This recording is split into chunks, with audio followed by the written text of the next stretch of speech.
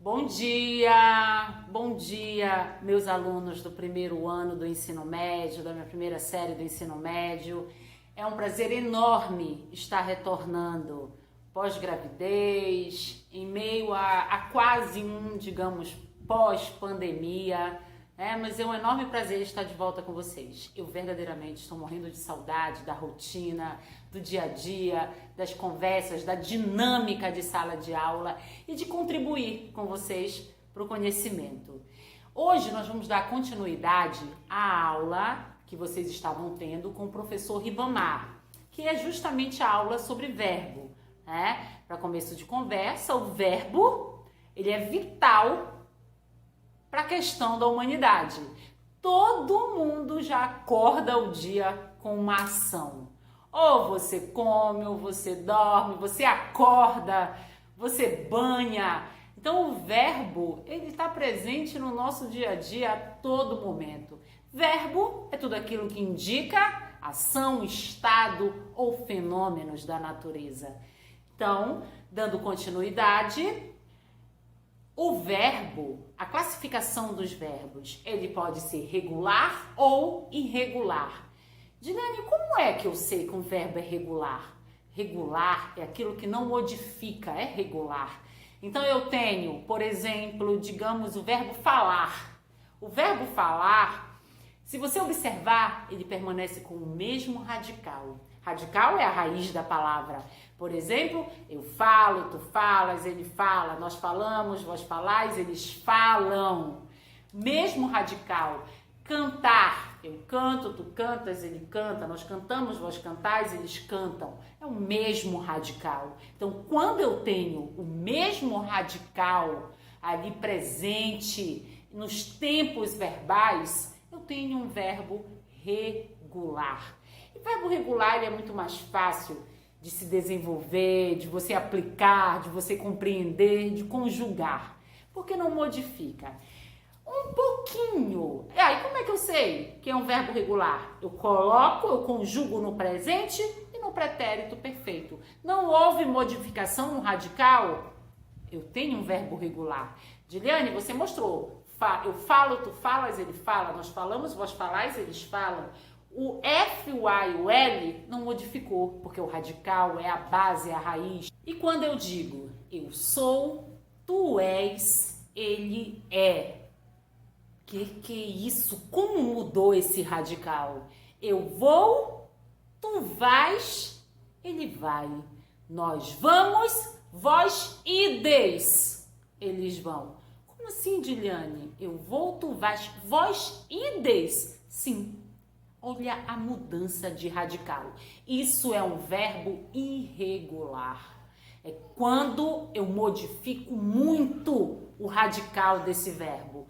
No slide aqui tem um exemplo, por exemplo, do verbo medir. Eu meço, tu medes, ele mede. Nós medimos, vós medis, eles medem. Agora, eu medi.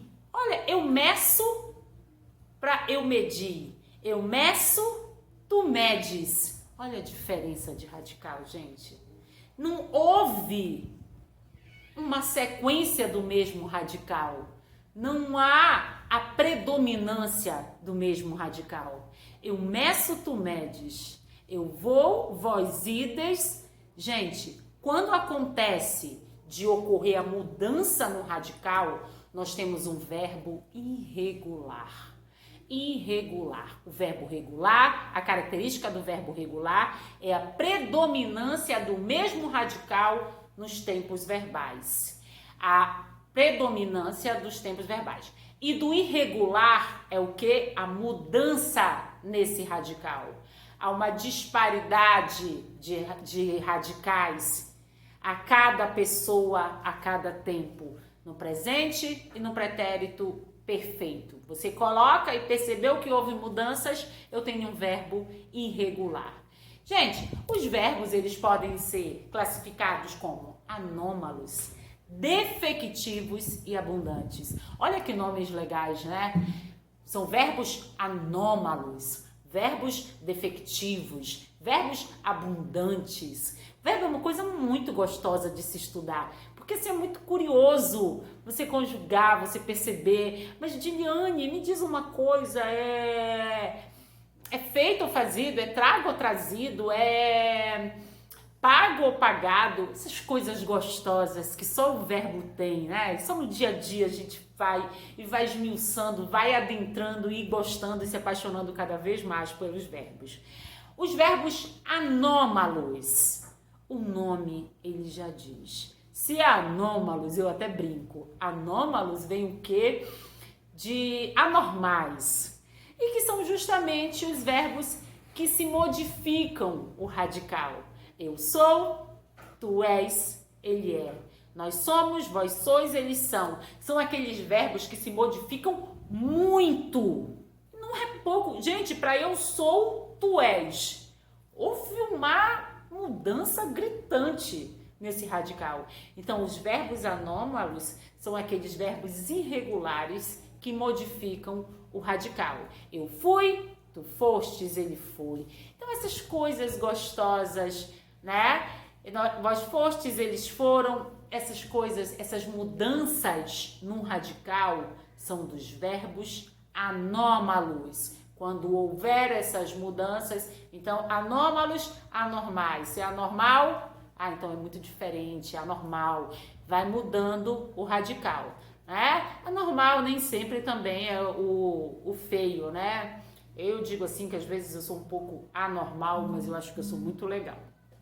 E é muito legal ser um pouquinho anormal. Os verbos defectivos. Tem algum defeito aí? O nome defectivo. Tem algum defeito aí? Que defeito é que tem, Diliane? Eles não são conjugados em todas as pessoas. Diliane, não são conjugados, não. Mostre um exemplo, por exemplo. O verbo abolir. Ele não tem na primeira pessoa do presente indicativo.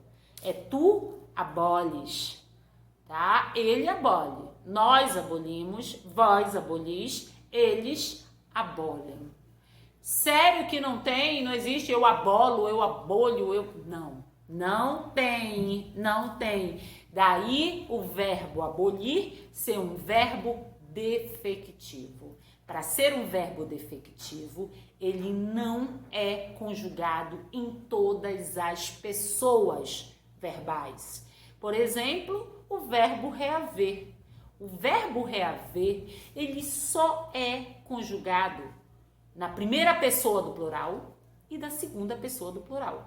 Nós reavemos e vós reaveis. Sério, Diliane? Sim, no presente. Não existe, Diliane, então não é eu reavo, eu... Não existe. É um verbo defectivo. E por ser um verbo defectivo, ele não é conjugado em todas as pessoas verbais, tá? Então, só um exemplo para vocês, dentre muitos outros, o verbo abolir e o verbo reaver. Qual é a grande marca, Diliane, do verbo anômalo? A classificação do verbo anômalo diz assim: o verbo anômalo é quando há uma mudança no radical. Eu coloco aí, eu sou, tu és, há uma mudança grande no radical. E o verbo defectivo? O verbo defectivo é quando não é conjugado em todas as pessoas verbais. Tá? Eu falei do verbo abolir, por exemplo, não existe na primeira pessoa, e falei do verbo reaver, que ele só existe na primeira pessoa do plural e na segunda pessoa do plural. Tem mais algum? Tem. Abundante. Tudo que é em abundância não em exagero, mas tem mais de um, né? E o verbo abundante é quando eu tenho duas opções, as duas opções são aceitáveis, corretas e coerentes. Qualquer uma das duas que eu utilizar, eu vou estar dentro das regras gramaticais, dentro da gramática normativa. Por exemplo, cita para mim, Diliane, um verbo abundante em que há duas ou mais formas de eu empregar. O verbo haver, por exemplo, eu posso colocar nós havemos e nós hemos. O verbo expulsar, eu posso falar expulsado e expulso. As duas formas são aceitáveis dentro da NGB, dentro da nomenclatura gramatical brasileira, dentro da gramática, dentro da norma culta. Fixar, fixado e fixo. Extinguir, extinguido, extinto. Matar, matado e morto, dentre muitos outros. Então é só uma forma para mostrar para vocês o quão maravilhoso são os verbos. Porque prestem atenção, primeiro a gente percebe que existe uma regularidade nos verbos. Depois a gente descobre que existe uma irregularidade nos verbos. E mais ainda, que existem essas três classificações maravilhosas, que são os anômalos, os defectivos e os abundantes. Então, vim para brilhantar, adocicar a nossa vida e deixar a gente mais aguçado e muito mais vivo com relação à nossa língua. Quão gostoso é, né? Empregar dessas formas. E as pessoas verbais, gente? Além de expressar o tempo, os verbos também têm pessoas gramaticais. Tanto é que eu posso ter as três pessoas no singular e as três pessoas no plural. Eu, tu ou ele, nós, vós ou eles. Ah, Diliane, mas o vós, sim. Porém, quando a gente estuda gêneros textuais, nunca se sabe. E vocês, futuros advogados, né? Futuros embaixadores, futuros juízes. Então, nós temos que nos adequar a diversas formas, aos diversos gêneros, às diversas situações. Hoje, eu no máximo vou fazer um e-mail formal à diretora da minha escola, que exige que seja formal, a minha coordenadora. Porém, eu também posso exigir, eu posso reivindicar, eu posso usar de gêneros textuais em que eu vá utilizar de pessoas gramaticais como o vós. Então, eu tenho que estar preparada, eu tenho que saber. É um desuso? É um desuso para o dia a dia. Porém, determinados gêneros textuais exige sim de você esse conhecimento. Se não fosse importante, não estava mais na gramática, né? Já teria sofrido uma reforma. Porém, é utilizado no gênero adequado. Muita atenção para isso. Então, muito cuidado, assim, olha, segunda pessoa do singular, muitas vezes a gente tem mania de colocar o S sempre, né? Então, muito cuidado. Por exemplo, o verbo partir. Tu partiste, não é partistes. Então, cuidado para não colocar esse S sempre, ficar atento a quais verbos tem, quais não tem. Fiquem atentos, principalmente paraense, que tem uma mania. Eu, por exemplo, adoro tu. Eu amo, eu acho assim muito imponente falar desta forma. Eu acho gostoso o tu. Essa pessoa gramatical, ela é muito gostosa. Então, muito fiquem atentos a empregar o verbo de forma adequada. E a conjugação dos verbos? Os verbos, eles pertencem a 3 conjugações. Lá no primeiro bimestre, quando nós estudamos estrutura e formação de palavras, nós vimos isso, né? Estrutura e formação de palavras. Primeira, segunda e terceira. Primeira, segunda e terceira conjugação verbal. Primeira conjugação verbal são os verbos terminados em AR. Segunda, ER e terceira, IR. Ah, Diliane, tudo bem. Cantar, primeira conjugação. Beber, segunda conjugação. Aqui tem no slide, por exemplo, amar, cantar e localizar. Primeira conjugação. Poder, fazer e sobrepor. Segunda conjugação. Diliane, sobrepor, segunda conjugação? Sim, sim.